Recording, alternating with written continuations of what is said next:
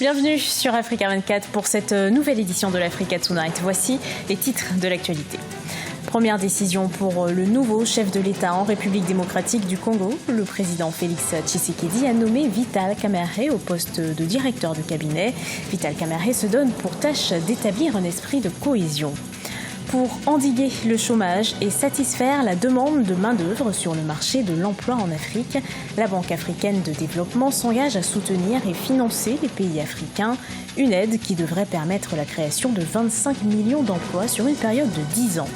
Et puis l'accord de libre-échange réciproque entre la Côte d'Ivoire et l'Union européenne entre dans sa première phase. Cet accord garantit aux exportations ivoiriennes une franchise douanière sur certains grands produits d'exportation. Vital Kamerhe nommé directeur de cabinet du nouveau chef de l'État en République démocratique du Congo. Il a été placé à ce poste par le nouveau président de la République, Félix Tshisekedi. Il aura pour principale tâche la réalisation du projet de société porté par le camp présidentiel. Reportage de notre correspondant Jacques Amboka. Vital Kamerhe a été nommé ce vendredi 25 janvier 2019 directeur de cabinet du nouveau président de la République. C'est donc un allié au candidat numéro 20 qui va désormais gérer le cabinet du vainqueur de la présidentielle du 30 décembre. Un poste clé et incontournable pour la réalisation du projet de société présenté par les camps du changement. Avec l'amour qui nous caractérise, en tenant compte de tous les équilibres, nous allons tous travailler.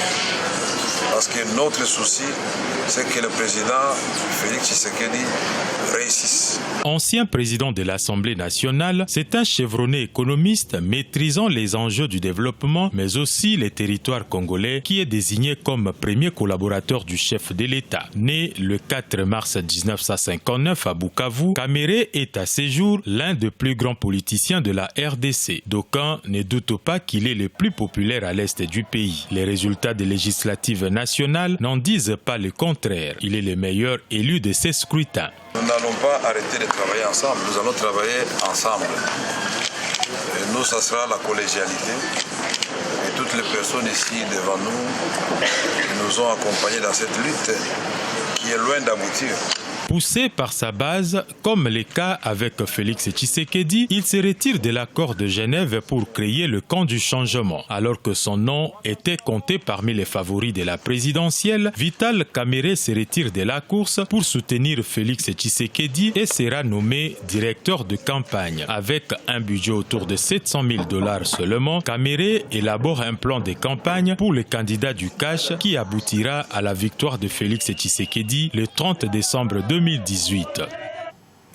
Au Niger, ce 24 janvier, le Conseil national de dialogue politique a adopté un nouveau code électoral. En l'absence de l'opposition, il doit être utilisé pour les élections locales de 2020 et la présidentielle de 2021. Explication dans ce reportage de notre correspondant Sadou Alizé Mouktar. Au Niger, le code électoral révisé en absence de l'opposition politique. Les deux principaux fronts de l'opposition, le Front patriotique et le Front républicain pour la défense de la démocratie et de la République, FRDDR, ont décidé de maintenir leur boycott du dialogue politique convoqué par le Premier ministre. Ces fronts disent ne pas reconnaître les résultats de cette rencontre. L'opposition politique nigérienne réaffirme et prend à témoin l'opinion nationale et internationale que les points de désaccord restent et demeurent par ailleurs les articles 12, 80 et 81 que le pouvoir fait sciemment d'occulter. Ces articles sont le fondement d'une CENI indépendante et des élections inclusives. Cette réunion s'est penchée sur les travaux du comité ad hoc de révision du code électoral duquel s'est retirée l'opposition. Les articles du code électoral n'ayant pas fait l'objet de consensus au niveau du comité ad hoc mis en place ont été passés au crible avant que les partis politiques de la majorité et les partis non affiliés ne les adoptent. Il s'agit des articles 8, 11, 12, 14, 33, 80 et 81 du code électoral qui portent sur l'éligibilité des candidats, la composition de la direction de l'informatique et des bureaux de vote.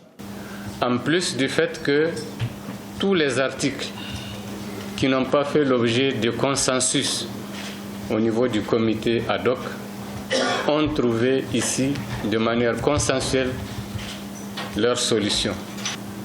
C'est pour dire que notre code électoral au stade, en tout cas, qui est celui de l'examen par le CNDP, fait l'objet d'un consensus parfait. Le code électoral nigérien révisé a été adopté dans la perspective des prochaines échéances électorales au Niger, notamment les élections locales de 2020 et les générales de 2021. Au Bénin, le milieu universitaire reste en émoi, en cause la nomination par le gouvernement de nouveaux dirigeants au sein des universités. Les enseignants se mobilisent et font savoir leur indignation. Reportage de notre correspondant Leftiounou. Forte mobilisation des enseignants des universités nationales lors de la deuxième assemblée générale extraordinaire de l'intersyndicale des enseignants des universités nationales du Bénin. Cette réunion de crise s'est tenue mercredi 23 janvier 2019 à l'université d'Abomey-Calavi suite à une probable nomination des chefs d'établissement par le gouvernement. Il y a des collègues parmi nous qui ont été universitaires, qui ont été contactés pour être nommés. Et nous avons pensé que ce n'est pas cohérent avec ce que notre ministre nous a toujours dit et ce qui est mentionné dans le décret 441.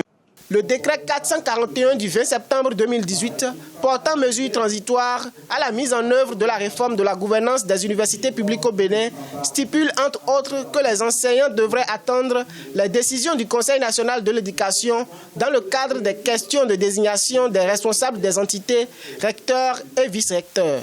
Là, j'ai décidé de donner le délai d'1 mois pour que cette mesure-là soit levée, afin que les nouveaux responsables des établissements des universités nationales du Bénin soient élus. Selon le décret, les responsables dont les mandats sont arrivés à terme sont maintenus à leur poste à titre transitoire. À noter que la décision gouvernementale intervient après la mise en application de la décision controversée de suspension des élections dans les universités nationales. 25 millions d'emplois sur une période de 10 ans, c'est l'objectif que s'est donné la Banque africaine de développement. Pour y parvenir, l'institution compte financer les pays africains dont le besoin est estimé à 12 millions de postes supplémentaires par an. Corinne Kamseux. 25 millions d'emplois seront créés en Afrique au cours des 10 prochaines années. C'est ce que promet Akinwumi Adesina, le président de la Banque africaine de développement, qui s'engage à soutenir et financer les pays africains en vue de la mise sur pied de programmes de création d'emplois. Selon l'institution bancaire panafricaine, l'Afrique doit pouvoir créer 12 millions d'emplois par an pour satisfaire la demande sans cesse croissante sur le marché de l'emploi. Une des choses les plus importantes, c'est de savoir utiliser le marché africain déjà comme étant le levier de développement de l'économie africaine, mais également des emplois. Deuxième chose, il faut investir dans l'être humain parce que pour être en mesure de saisir des opportunités d'emploi de qualité, il faut former les gens. Ça veut dire qu'en réalité, un des secteurs où nous devons investir beaucoup d'argent, c'est l'enseignement, mais également la santé. Il est important que l'Afrique se rende compte que son capital humain n'est pas en bonne santé et donc pas compétitif, mais également il n'est pas suffisamment instruit, prêt pour les défis du monde. S'agissant des niches d'emploi, les experts misent sur le secteur des services soutenu par une connectivité à Internet qui s'améliore. Les infrastructures, l'industrie, tout comme l'agriculture, vont également fournir des milliers d'emplois. Les chaînes de valeur de l'agroalimentaire restent, à mon avis, le premier palier dans lequel nous pourrons être en mesure de pouvoir travailler. Selon les projections de la Banque africaine de développement, la population africaine en âge de travailler devrait passer de 705 millions de personnes en 2018 à près d'1 milliard d'ici 2030. Les exigences seront également plus importantes en faveur des emplois de qualité. La première phase du démantèlement tarifaire entre la Côte d'Ivoire et l'Union européenne est lancée. Elle va s'étendre sur une période de 10 ans, de 2019 à 2029. Le démantèlement tarifaire a pour avantage la création d'une synergie au niveau des canaux de distribution. Chez Komar Bandaogo.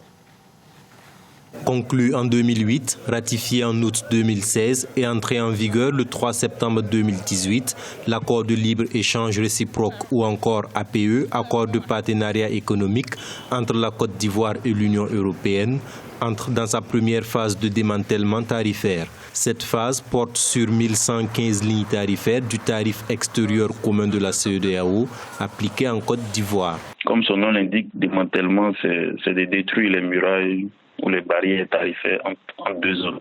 Il s'agit en cela de définir un certain nombre de produits qui vont faire l'objet d'exemption de droits de douane. Après, c'est une question qu'il faudra analyser parce que ces produits qui vont venir avec une franchise des droits de douane vont venir faire la concurrence à nos produits locaux. Ça va faciliter aussi également nos exportations vers ces pays. Depuis le 1er janvier 2019, les produits couverts par les 1115 lignes tarifaires, identifiés et reconnus originaires de l'Union européenne, sont importés en Côte d'Ivoire en exemption de droits de douane, et ce, avec une importante contrepartie. Suite aux négociations engagées entre les deux parties entre décembre 2016 et mars 2018, l'offre d'accès au marché ivoirien ainsi que le calendrier de démantèlement tarifaire ont été actualisés et adoptés. L'accord garantit à nos exportations, notamment le cacao, la banane en franchise et les conserves de thon, un accès au marché de l'Union européenne en franchise de droits de douane.